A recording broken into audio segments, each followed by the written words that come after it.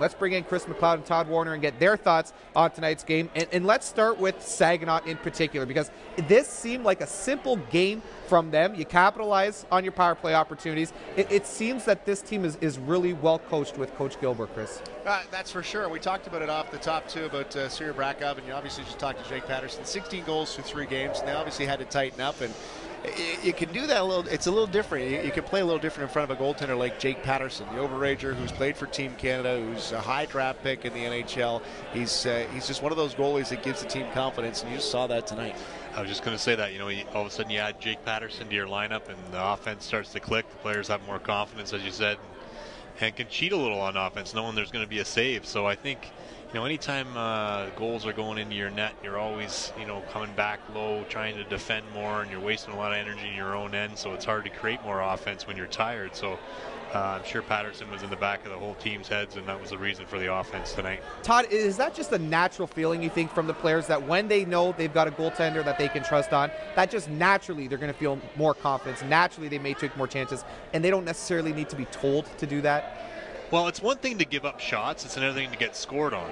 And so when you're on the ice for goals, eventually the coach is going to take notice of it and you're not going to play as much. But if the goaltender's making saves and he's turning the puck up and the play's alive, there's less whistles and everything else. So I think it helps your confidence. It helps to have a defenseman back there who's a puck mover as well. So I think you can't discount the confidence it just gives your team offensively when you add a guy like that back there. He's the last line of defense and he's going to be there all night. So.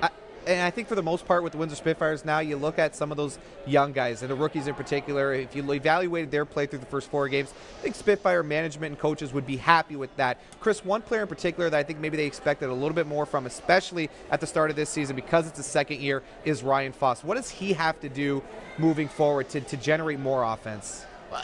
I think he's got to keep his feet moving. He just doesn't seem to be up into the play and have that feel for it like he did near the end of last year. Last year he was putting up the points. He was playing very well. He's been demoted down to that 4th line now, and he just doesn't seem like he's got the jump that he did last year. And you thought he would after last year. We thought he'd expect big things. Went to some NHL camps. Just doesn't have it going so far, and he has to get out of that funk.